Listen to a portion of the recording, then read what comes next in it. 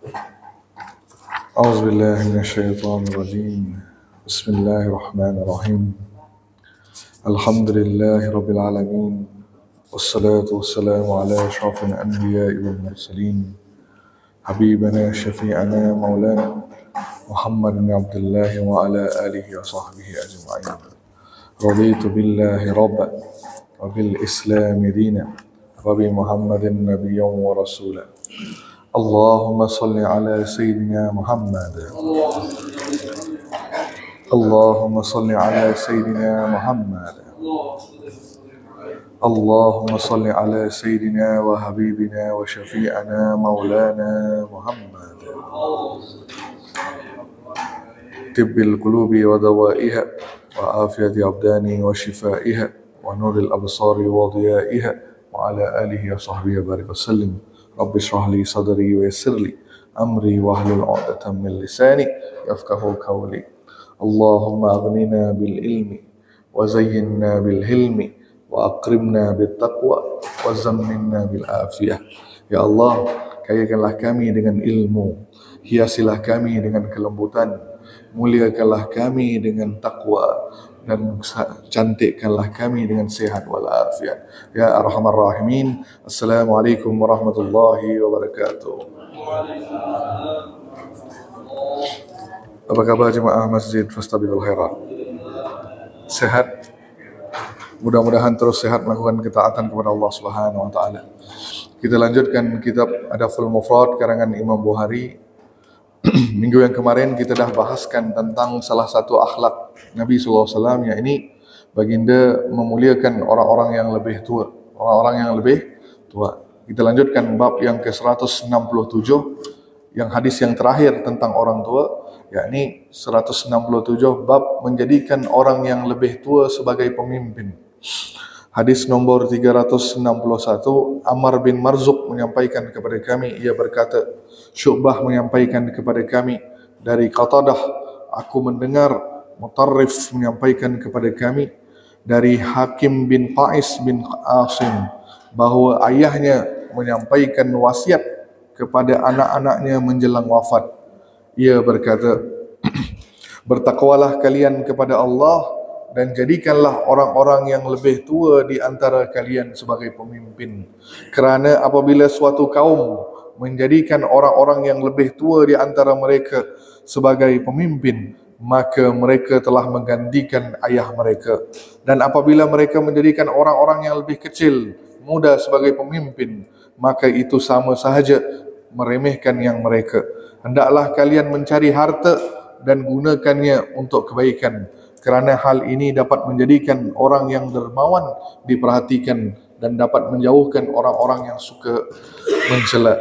Selain itu, hendaklah kalian tidak meminta-minta kepada manusia, kerana hal itu adalah jalan yang terakhir seseorang untuk mendapatkan harta. Apabila aku meninggal, janganlah kalian meratapiku, kerana Rasulullah sallallahu alaihi wasallam sahaja tidak diratapi. Apabila aku telah meninggal dunia, maka kuburkanlah aku di tempat yang tidak diketahui oleh Bakar bin Wa'il, kerana pada masa jahiliyah aku pernah menyerang mereka saat sedang lengah. Baik, ini adalah wasiat daripada seorang sahabat kepada anak-anaknya. Dalam wasiat ini disampaikan apa yang beliau belajar daripada Nabi SAW, di antaranya yakni memuliakan orang-orang yang lebih tua dan menghormati serta membantu mereka untuk memikul sebuah tanggungjawab. Kan? Maksudnya apa? Sekiranya ada orang yang lebih tua, kenapa lebih tua dipilih sebagai pemimpin? Salah satunya mungkin kerana orang tua itu ada banyak pengalaman, itu pastinya. Maka sebagai cara kita memuliakan orang tua, maka diangkat sebagai pemimpin kalau dia benar-benar layak. Kemudian dalam itu juga disebutkan bahawa wasiat pentingnya kita membelanjakan harta itu dalam jalan kebaikan. Dan yang paling penting, apa kata beliau? Janganlah kalian meminta-minta kepada manusia. Jangan kalian meminta-minta kepada manusia, kerana itu adalah jalan terakhir seseorang mendapatkan harta. Kita pernah belajar hadis yang sebelum ini bahawa Nabi melarang kita untuk meminta. Dalam arti yang kata lain, mengemis. Apa dia? Mengemis. Kecuali Nabi kata, meminta-minta itu diharamkan kecuali untuk orang-orang, ada beberapa golongan Nabi sebut. Orang yang dalam kesusahan, dia itu tidak mampu, maka dia meminta bantuan untuk dapatkan pinjaman, untuk bantu keluarganya, itu boleh. Terus yang keduanya, kalau dia betul-betul seorang rakyat meminta kepada pemimpinnya, itu pun dalam hal untuk melangsungkan nafkah. Contoh, kita minta kepada penguasa dalam hal yang berkaitan dengan masyarakat. Contoh, penguasa yang saya maksudkan ini Baitul Mal, paham tuh? Yang lebih tinggi, kita boleh minta dengan mereka kalau kita menghadapi masalah dalam hidup, itu boleh. Maka yang lain daripada itu tidak boleh kita minta. Apalagi tujuan kita meminta itu untuk menumpuk harta, ataupun orang kaya tapi dia sengaja minta, itu pun tidak boleh. Nah, maka bagaimana pula dengan membelanja kawan? Membelanja kawan makan. Apa belanja sini? Boleh apa tidak? Kita minta. Walhal orang itu mampu. Bro, bila nak traktir aku bro? Sebaiknya jangan. Tapi kalau diterima, jangan menolak. Faham tak? Kalau orang tu tak pun kita minta dia traktir kita, tapi dia nak traktir kita, ayo Ustaz, kita singgah dulu makan sarapan, maka tidak ada masalah. Tapi jangan kita yang minta. Faham tak? Jelas, itu yang disebutkan oleh sahabat ini. Dan terus, apabila aku mati, jangan aku diratapi, katanya.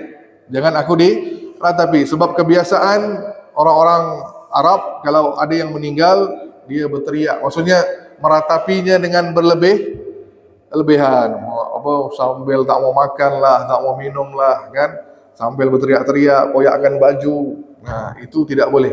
Dalam Islam, kalau menangis tidak menjadi masalah. Itu memang perbuatan seorang fitrah. Ketika mana seseorang meninggal, otomatis kita menangis, itu kebiasaan, itu fitrah. Nabi pun pernah menangis ketika anaknya wafat, kan?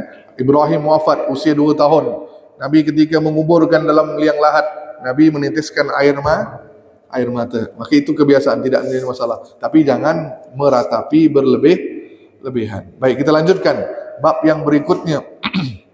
Bab tentang anak kecil, kan? Tadi tentang orang tua, kita masuk ke bab tentang anak kecil. 168, bab memberikan buah kepada anak yang paling kecil.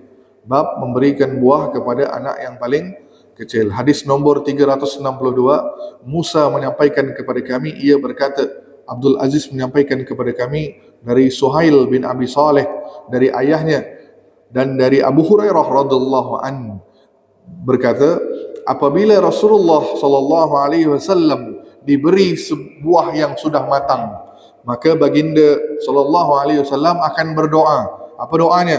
Allahumma barik lana fi madinatina wal muddana, terus wa sa'ina barakatan ma'a barakatin. Nah, maksudnya apa? Ya Allah, berkati Madinah kami, berkati mud kami, berkati sa' kami dengan keberkahan yang terus bertambah. Kemudian beliau memberikan buah yang matang tersebut kepada anak yang paling kecil yang berada dekat dengan baginda sallallahu alaihi wasallam. Baik, ini satu amalan. Siapa yang ada tanaman, siapa yang ada kebun, sunnahnya apa? Ketika pohon itu dah berbuah, ataupun antum dapat apa tersebut, panen, menuai hasil. Panen. Nah, yang pertama tu diberikan kepada para alim ulama. Carikan siapa-siapa. Kalau sahabat, kalau mereka panen kebun, buah ke apa, pertama kali buah tu diberikan kepada Rasulullah sallallahu alaihi wasallam. Minta Nabi doakan. Maka Nabi akan doakan, ya Allah berkati kebun sahabatku ini, ya Allah berkati orang ini. Nabi akan bacakan doa. Terus apa perbuatan Rasulullah sallallahu alaihi wasallam? Nah, ini dia. Bagaimana santunnya Nabi sallallahu alaihi wasallam? Buah yang Nabi terima itu, Nabi akan lihat mana anak kecil, dipanggil anak itu, terus diberikan. Itu buah yang pertama. Kenapa diberikan pada anak kecil, bukan orang tua? Kenapa bukan orang tua diberikan? Sebab yang semangat dalam hal-hal bab makan ini siapa biasanya? Yang berebut-rebut nak makan kan, maka anak kecil. Maka Nabi perhatikan anak kecil. Ini salah satu santunnya Nabi SAW. Terus bab 169, bab menyayangi anak kecil. Bab menyayangi anak kecil. 363. Abdul Aziz bin Abdullah menyampaikan kepada kami, Ibnu An-Zinad menyampaikan kepada kami dari Amr bin Shu'aib, dari ayahnya, dari kakeknya, Nabi SAW bersabda, kan, laisa minna, kan, laisa minna man lam yarham saghirana. Nah, apa dia? Tidaklah bukan termasuk golongan kami kalau tidak menyayangi siapa? Anak-anak kecil, yang lebih kecil, yang lebih muda, dan tidak mengetahui hak tentang orang yang lebih. Ini hadis yang berulang yang kita belajarkan dalam orang yang lebih tua tadi. Makanya salah satu perbuatan Nabi SAW kata apa? Bukan termasuk golonganku orang yang tidak menyayangi anak kecil. Maka anda boleh perhatikan banyak perbuatan Nabi sangat-sangat menghormati anak kecil, memuliakan anak kecil. Kalau ada yang duduk di depan saf, baginda tidak usir, dibiarkan. Terus yang paling penting, apa dia? Nabi ketika solat, ya, ketika jadi imam, beliau mendengar ada anak kecil yang menangis, maka baginda yang seharusnya baca surah yang panjang, baginda langsung pendekkan, langsung salam. Terus Nabi pun berkata dengan sahabat, apa dia? Aku sebenarnya tadi ingin baca surah yang panjang, tapi aku mendengar suara anak kecil, dan aku takut ibunya rasa ibunya yang jadi makmum rasa gelisah. Maka kerana itu aku mempercepatkan solat, memendekkan baca. Ni tugas imam, ingat tu. Makanya apa sunnah, apa hikmahnya kita ketika sebelum solat antum balikkan badan dari kanan ke kiri, antum kata istau, rapatkan saf, luruskan saf. Apa hikmahnya? Apa hikmahnya? Yes, anda lihat dari siapa jemaah antum. Antum lihat dari depan sampai ke belakang. Bukan saja nak ucap luruskan saf, rapatkan saf, bukan.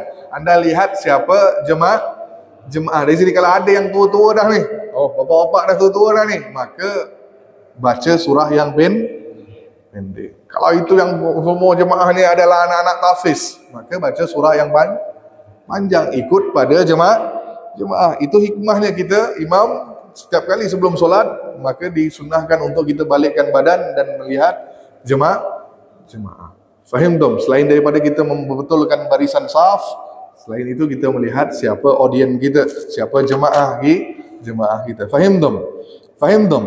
Maka imam ingat, perhatikan, jangan main suka hati ya. Mentang-mentang banyak hafalan, dibacanya surah-surah yang panjang. Jangan sampai jemaah merasa terbeban, rasa berat. Jangan pula langsung antum baca surah Al-Baqarah. Faham dong? Dari awal sampai akhir. Paling baca surah Al-Baqarah, hujung surah Al-Baqarah.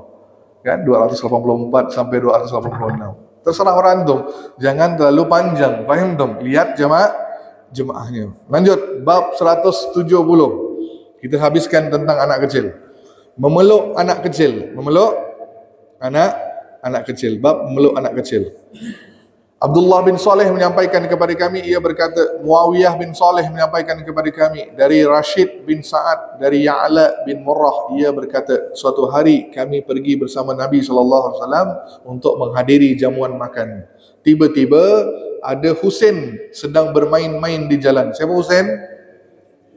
Cucu Nabi SAW. Maka Nabi SAW bergegas ke depan orang-orang, kemudian baginda membentangkan kedua tangannya, lalu berjalan ke kanan dan ke kiri untuk membuat Husain tertawa hingga baginda mengambilnya, lalu meletakkan tangan baginda di atas dagunya dan satu lagi di atas kepala. Kemudian baginda memeluk dan menciumnya. Kemudian Nabi bersabda, Husain adalah bahagian dariku dan aku bahagian darinya. Semoga Allah mencintai Al-Hasan dan Al-Husain, dua-dua cucu dari cucuku yang terbaik. Nabi apa? Macam seorang datuk bila jumpa cucu, bagaimana reaksi kita? Begini kan, macam gurau dengan dia. Nah, Nabi buat begitu. Bayangkan depan sahabat, Nabi pun seorang manusia, tapi faham tu. Nabi pun buat begitu. Maka tertawa si Husain, langsung peluk datuknya. Nabi bercanda dengan Husain. Dalam hadis yang lain kalau lihat, saya tidak tahu ada apa tidak dalam hadis ini, di dalam hadis Bukhari ada. Nabi pernah sembur, tahu main sembur-sembur?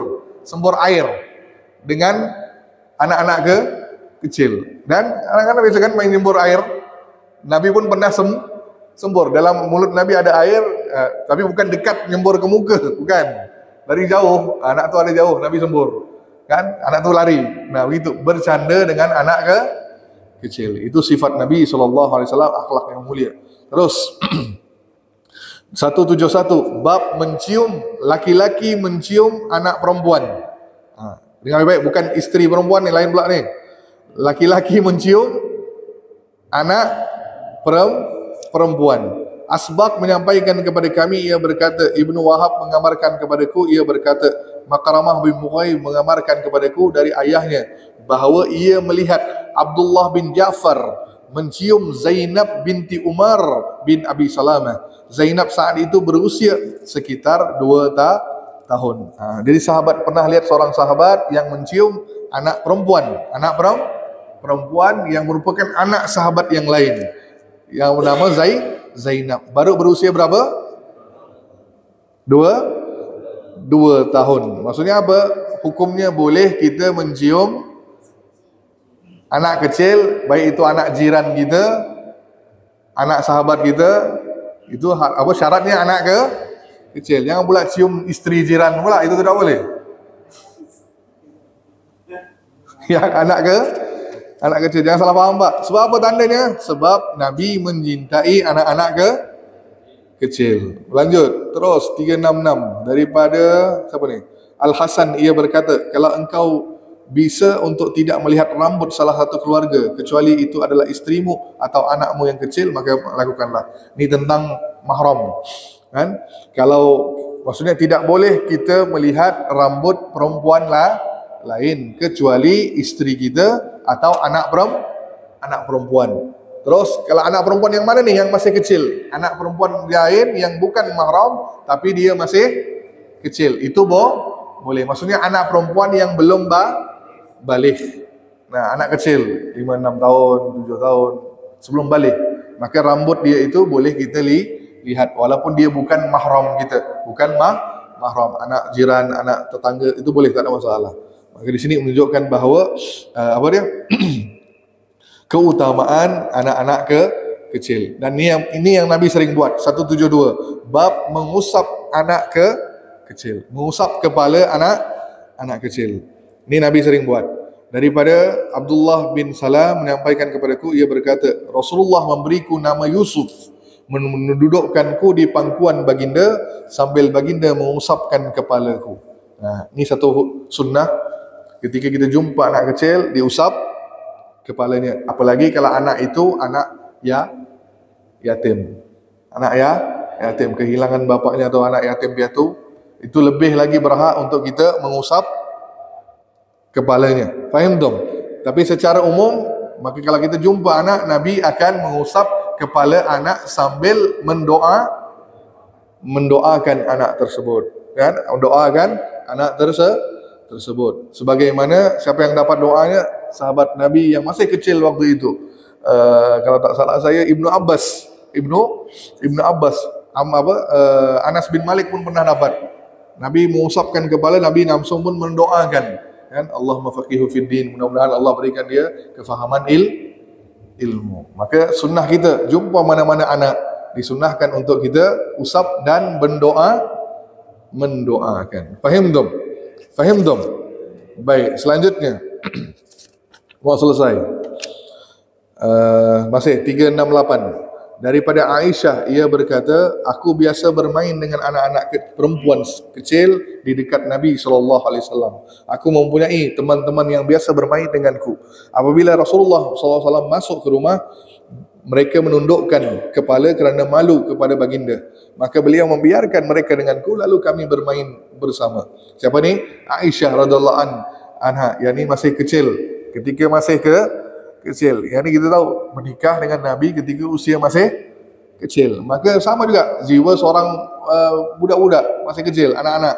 Maka bermain dengan teman-teman, main dengan anak patung, main dengan banyak. Makanya Nabi membiarkan ketika Nabi masuk ke rumah, lihat Aisyah bermain dengan anak-anak, dibiarkan. Malah Nabi pun pernah bermain bersama. Ini menunjukkan bahawa Nabi sangat menyintai anak-anak kecil. Baik. Kasus lain. Suatu hari ada Nabi pegang diberikan anak-anak pada beberapa anak-anak laki-laki yang bayi yang lahir nih, usia berapa bulan, diberikan kepada Nabi untuk ditahnik. Tahu tahnik? Apa tahnik? Dimasukkan. Itu kan satu sunnah. Kalau anak kecil kita tahnik. Ambil kurma digigit sedikit, terus kita letakkan di langit. Apa sebetulnya? Lala. Kami lelangit. Sini. Di sini letakkan. Itu sunnah Nabi. Maka pernah ada sahabat yang berikan Nabi, ya Rasulullah, berikan nama, terus ditahnik. Lepas Nabi tahnik, ada satu budak nih kencing atas Nabi SAW. Dia langsung buang air kecil. Maka terkena pada gamis Nabi. Kalau respon kita, bagaimana respon kita?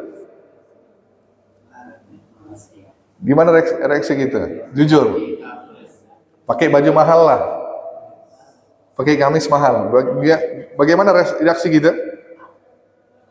Kalau mak tak ada senyum, mungkin tak apa, tak ada hati. Sialah anak ni kan.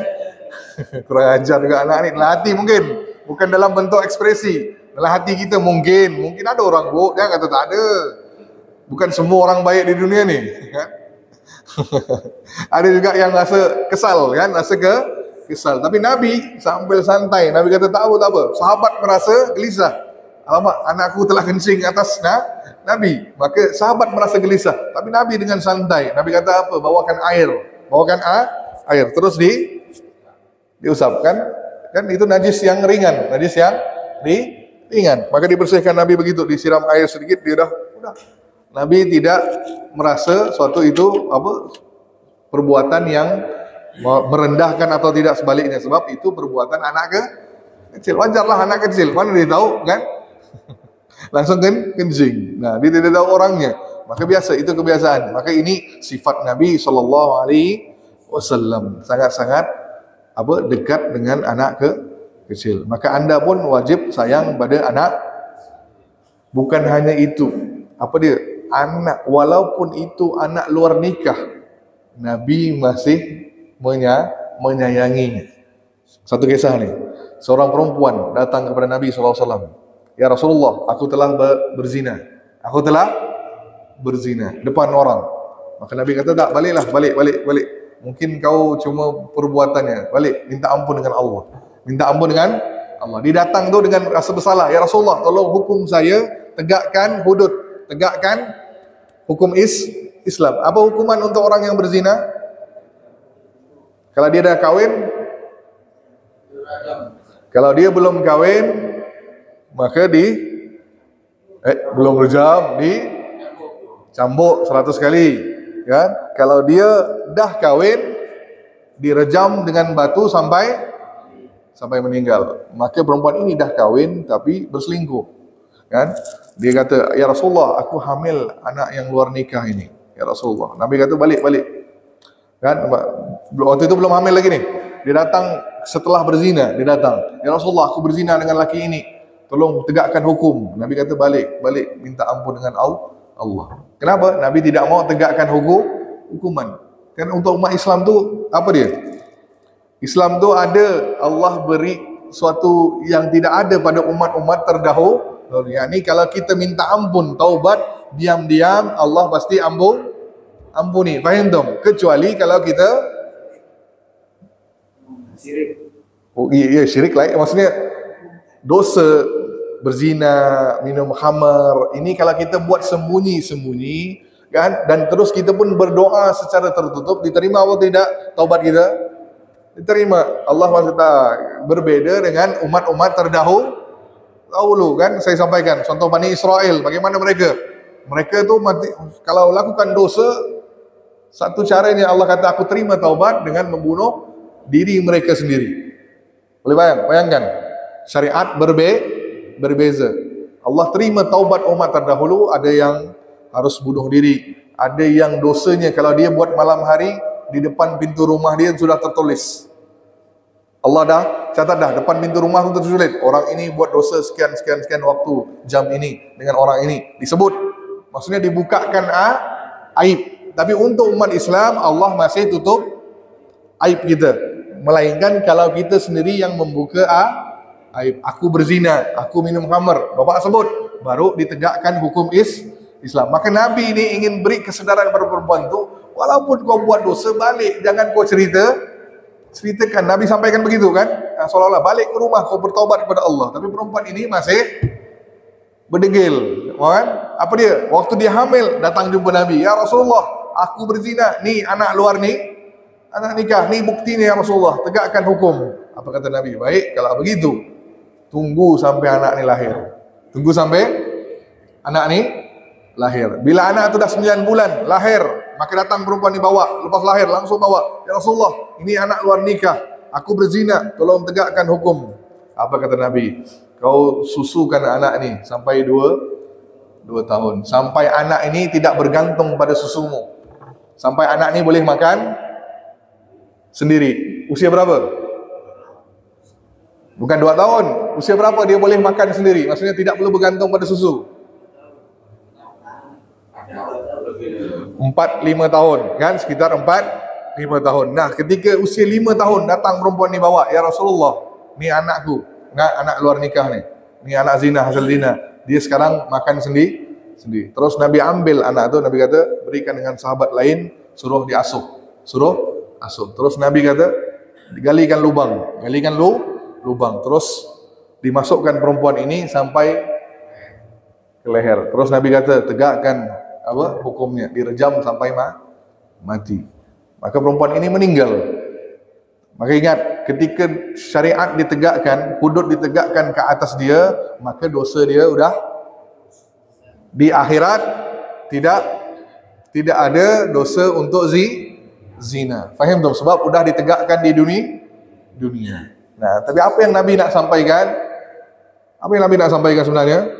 Kalau kau berbuat dosa sebesar mana pun, cukup kau bertaubat pada Allah. Itu dari awal Nabi nak sampaikan pada perempuan ini, bagi faham. Kan? Hai perempuan ini masih tidak memahaminya, masih ingin.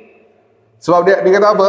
Ujung-ujung ada riwayat yang lain mengatakan, ya Rasulullah, aku minta ditegakkan di dunia supaya aku tahu di akhirat sangat seksanya lebih dahsyat. Biar aku mati di dunia dengan terima hukuman dunia. Sebab aku yakin di akhirat seksanya jauh lebih berat. Maka perempuan itu sanggup terima hukuman di dunia. Makanya Pak, bersyukur kita umat Islam yang mana Allah masih tutup aib kita. Betul. Kalau dosa itu ibarat bau, kira-kira ada orang dekat dengan kita apa tidak? Dekat apa tidak? Termasuk saya. Kalau orang tahu dosa saya, tak ada orang nak dekat dengan saya. Tapi Allah masih nutup aibnya. Maka apapun dosa anda buat, kan? Ini dosa personal, maksudnya dosa pribadi yang tidak berkaitan dengan hak orang lain. Maka selama itu cukup anda bertaubat nasuha. Faham tak? Tapi kalau berdosa berkaitan dengan orang, ambil hak orang, rampok, kan? Berkaitan dengan manusia lain, maka dosa ini tidak akan selesai selama anda tidak minta maaf. Ingat tu, kalau dosa berkaitan dengan makhluk, harus dengan minta maaf, sampaikan permohonan maaf. Kalau tidak berkaitan dengan makhluk, cukup kita dengan Allah bertaubat nasuha. Fahim dong? Baik, yang terakhir 173, bab memanggil dengan panggilan anakku. Panggilan anakku. Daripada Abdullah bin Said menyampaikan kepada kami, ia berkata, Abu Usamah menyampaikan kepada kami, Abdullah bin Malik bin Humaid bil Ghaniyah menyampaikan kepada kami dari ayahnya, dari Abu Ajlan al-Muharribi, ia berkata, aku berada dalam pasukan Ibnu Az-Zubair ketika anak pamannya wafat, maka ia mewasiatkan agar seekor unta miliknya dipergunakan untuk jalan Allah. Aku pun berkata kepada anaknya, serahkanlah unta itu kepadaku, kerana aku berada di barisan pasukan Ibnu Az-Zubair. Maka ia berkata, kalau begitu, ajaklah kami terlebih dahulu menemui Ibnu Umar. Kami ingin bertanya kepadanya. Maka kami pun datang menemui Ibnu Umar. Lalu ia berkata, wahai Abu Abdi Rahman, ayahku telah wafat dan ia wasiatkan agar seekor unta miliknya diberikan ke jalan fi sabilillah. Dan orang ini adalah putra pamanku yang berada di pasukan Ibnu Az-Zubair. Bolehkah aku menyerahkan unta itu kepadanya? Maka Ibnu Umar menjawab, wahai anakku, sesungguhnya jalan Allah itu adalah seluruh amal soleh. Jika memang ayahmu mewasiatkan agar untanya dipergunakan di jalan Allah, maka apabila engkau melihat sekelompok kaum muslimin memerangi sekelompok kaum musyrikin, maka serahkanlah unta itu kepada mereka. Kerana itu orang seperti ini dan teman-temannya yang berada di jalan siapa? Ibnu Zubair, yang menjadi pemimpin, yang menjadi putusan-putusan yang berlaku. Maka ada seorang ni cerita tentang tabi'in. Siapa? Anak-anak semuanya. Siapa tadi? Pasukan Ibnu Az-Zubair. Siapanya? Anak kepada Zubair bin Awam. Anaknya tengah berperang. Pasukannya ni. Terus ada seorang tu kata bapaknya wasiatkan supaya diberikan, diwakafkan seekor unta ini ke jalan fi sabilillah, diberikan sebagai untuk tujuan berjihad, untuk perang. Maka sebelum tu dia ragu, nak beri apa tidak ni? Ni ada pasukan perang umat Islam ni, nak berikan apa tidak dengan Ibnu Zubair? Maka tanya kepada siapa? Ibnu Umar. Siapa Ibnu Umar? Anak Sayyidina Umar. Maka datang, maka tanyakan, boleh apa tidak ni? Bapakku wasiat. Maka kata Ibnu Umar, kalau bapakmu telah wasiatkan begitu, maka lebih baik kau berikan, ikut turuti wasiat tersebut. Maka di sini apa kata Ibnu Umar pada laki tersebut? Wahai anakku, ya bunayya, ya bunayya, wahai anakku. Maksudnya anak tu masih pemuda, yang masih kecil. Ibnu Umar dah tua dah, kan? Nah, dengan sopannya, dengan baiknya memanggil dengan kalimat anakku sebagai bentuk kasih sayang, sebagai bentuk kasih sayang. Lanjut. 370 kita selesaikan sampai 371 ni. Daripada Zaid bin Wahab menyampaikan kepadaku, ia berkata, aku mendengar daripada Nabi, beliau bersabda, siapa yang tidak menyayangi manusia maka tidak disayang oleh Allah. Nah, ini paling penting. Ini yang hadis yang umum. Siapa yang tidak menyayangi manusia maka tidak disayangi oleh Allah. Jadi kalau antum tidak menyayangi manusia, maka jangan harap Allah menyayangi kita. Terus daripada Umar, aku mendengar ia berkata, siapa yang tidak menyayangi maka ia tidak akan disayangi. Siapa yang tidak mengampuni maka tidak akan diampuni. Siapa yang tidak memaafkan maka ia pun tidak dimaafkan. Siapa yang tidak menjaga diri dari maksiat maka dirinya tidak dijaga. Nah, ni kata siapa? Umar. Sayyidina Umar. Apa kata Umar? Siapa yang tak menyayangi orang lain maka Allah tidak akan sayangi. Siapa yang tidak mengampuni, maafkan ataupun maafkan, maka Allah pun tidak akan ampuninya dan tidak akan memaafkannya. Siapa yang tak jaga dirinya daripada maksiat, maka Allah pun tak akan menjaganya daripada sebarang maksiat ataupun kemudaratan. Faham tak? Ni give and take.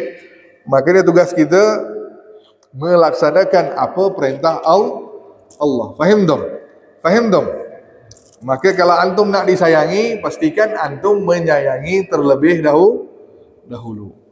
Kalau nak dapat banyak maaf, maka antum pun patut beri maaf. Kalau antum tak mau maafkan orang lain, maka jangan harap Allah maafkan kita. Begitu? Boleh faham? Pak Ustaz, orang ni buat salah, macam mana saya nak maafkan dia? Kalau anda masih berat, maka itu kalimatnya, ada penyakit hati. Senang tak? Nah, tak usah banyak-banyak cerita. Ustaz, saya berat nak maafkan dia ni, saya masih sakit ni. Maka itu maksudnya anda masih ada penyakit hati. Something wrong dengan hati. Bersihkan hati. Faham tak? Faham tak? Baik, ada pertanyaan, silakan. Sudah selesai kita, sudah selesai. Nanti masuk bab binatang. Ada pertanyaan? Saya dah lihat dah. Ada pertanyaan? Ya Bu, silakan. Waalaikumsalam warahmatullahi wabarakatuh.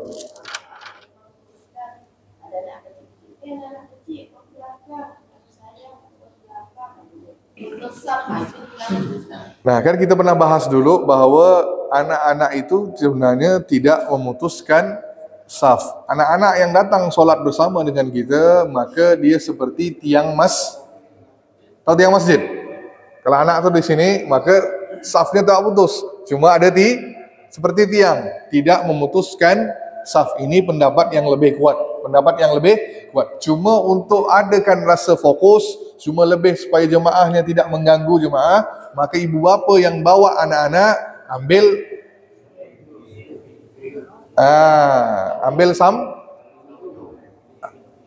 ambil yang dekat-dekat dengan, ini solusi, bukan Nabi sebut, ini solusi daripada ulama nih. Ulama ajarkan kepada kita supaya ambil imam-imam mazhab, kata ambil yang samping. Samping. Takutnya kenapa? Ada yang buka saf yang baru, bukan tak boleh, tapi takut nanti rame-rame mereka pun buat bising, paham tuh? Buat bising. Maka ibu bapa boleh bawa anak itu ke masjid dengan syaratnya Anda boleh kontrol. Itu sahaja, Bu. Maka tidak ada masalah. Tapi kalau usir-usir itu tidak, sebenarnya jangan. Mungkin orang tua itu bukan salah orang tua juga, takut anak itu mengganggu. Maka dia kata, "Dek, balik ke belakang, belum sunat, balik." Jadi tidak ada masalah sunat ke tak sunat ke, kan? Asalkan dia tahu, kan, bahasa tadi mumayyiz. Apa dia faham walaupun dia belum sunat, belum akil balik, tapi dia faham tentang solat dan dia tahu tata cara solat, maka boleh ikut solat, tidak memutuskan saf. Faham dong? Jelas? Ada lagi, Bu? Udah. Yang lain?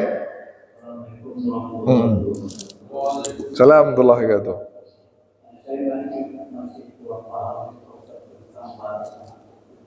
Kenapa tidak balik? Karena biasanya anak yang masih belum balik itu kan sebelum balik itu kan masih bersih dengan hukumnya. Batas mana nih?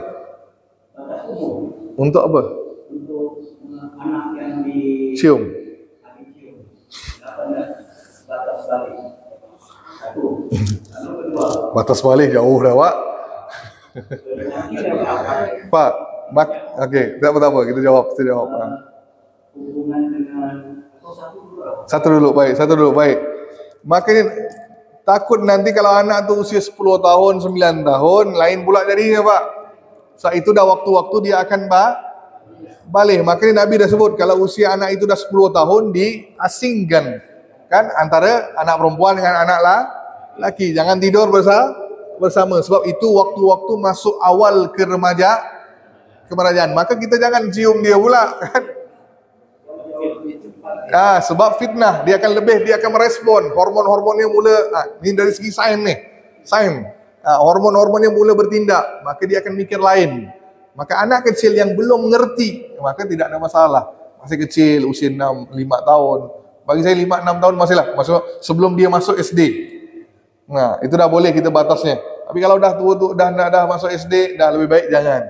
Saat itu waktu dia akan masuk ke usia remaja. Hormon dia akan bertindak balas. Bapak pun cium, lain pula ingat dia nanti. Bapak pun rasa lain pula nanti, kan? Agak hati-hati. Ini untuk mengelakkan hindar daripada maksiat. Tahu kan? Maaf nih, kalau di sini bahasa ni apa? Ada apa tidak? Sumbang mahram.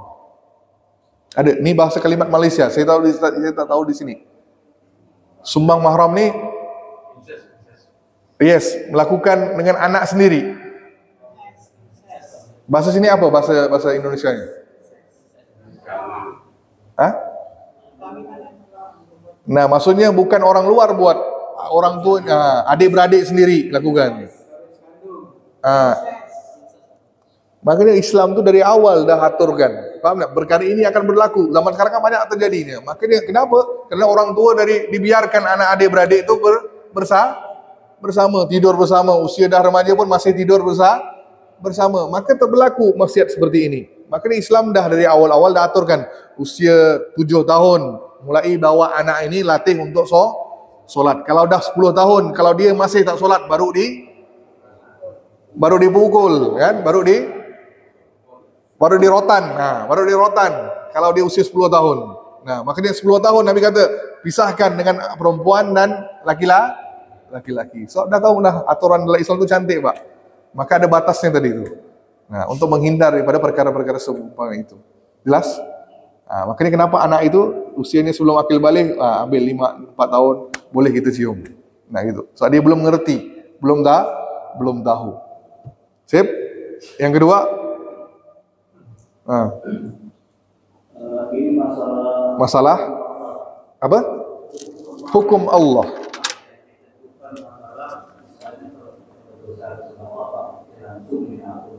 Betul. Pada manusia ini kalau nggak salah itu dijelaskan kalau tidak ada hubungan seperti mencuri barang manusia, Ambil hak orang. kalau misalnya kita mengatakan hamba Allah seorang manusia, misalnya dia tidak bagus, itu menurut kita yang berbicara apakah hubungannya dengan Allah atau hubungannya dengan manusia?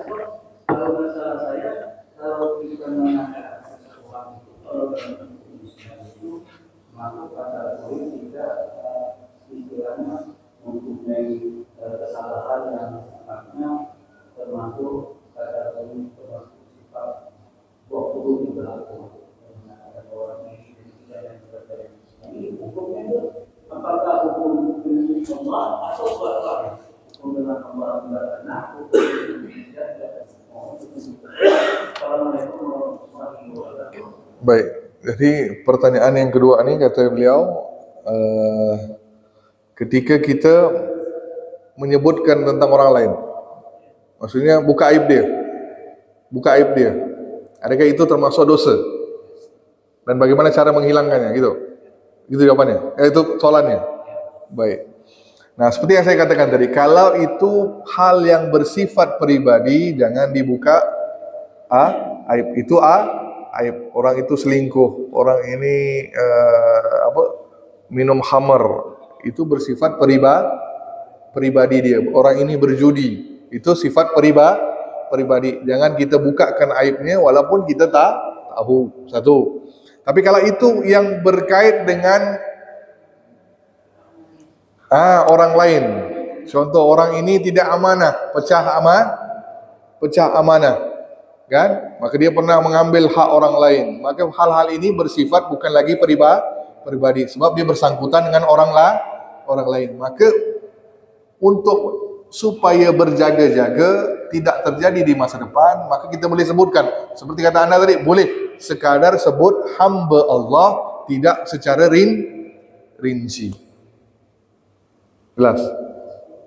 Ataupun kalau saya nanya nih, gimana ya bapak yang tuh, saya nak naikkan dia jadi pemimpin, contoh kan, dinanya dengan bapak, dan bapak tahu orang ini pecah amanah, tidak jujur, maka anda boleh sampaikan, bukan saya nak gibah nih, tapi ini sebenarnya anda itu boleh sampaikan, itu fakta, itu boleh, supaya dia tahu bahwa orang ini sifatnya begini, akan melakukan apa, kalau diberi amanah takut dia pun pecah amanah. Untuk menghindarinya kepada masalah yang lebih besar, maka boleh hukumnya. Itu tidak disebut ghibah, tidak disebut fitnah. Jelas? Tapi tidak ada dosa. Bukan anda mengatakan dia, maka tidak perlu minta maaf kepada orang tersebut. Ini untuk hal-hal yang berkait dengan orang lain. Seperti mencuri. Pak, gimana bapak nih? Oh, maaf pak, hati-hati sajalah pak ya. Saya dengar kan orang ini pernah melakukan ini, ambil hak orang lain, menyeleweng dana begini, boleh sebutkan. Tapi kalau sekadar motivasi untuk langkah berjaga-jaga, contoh saya nak sampaikan supaya jadi pengajaran, jangan disebut nama orang itu. Ini sekadar untuk berjaga-jaga, untuk sekadar kita sampaikan jadi pengajaran, jadikan sebuah cerita, maka jangan sebutkan nama orang itu. Tapi terkait dengan orang itu, nak diberi amanah yang baru, tugas yang baru, orang lain tanya, maka anda jujur. Sebagaimana di pengadilan, kan, di polisi, betul? Apa salah orang nih? Takkan Bapak kata, oh tak boleh saya buka nih, aib orang nih. Takkan Bapak diam, betul. Kalau dipanggil jadi saksi, betul. Betul. Maka Anda sampaikan perkara yang benar. Itu tidak sekali-kali berdosa pada orang yang kita sebutkan itu. Jelas Pak ya? Nah, kesangkutannya kemaslahatan umum. Nah, lihat yang mana masalah umum ataupun pribadi. Pribadi jangan disebarkan. Sip, ada yang lain? Ada?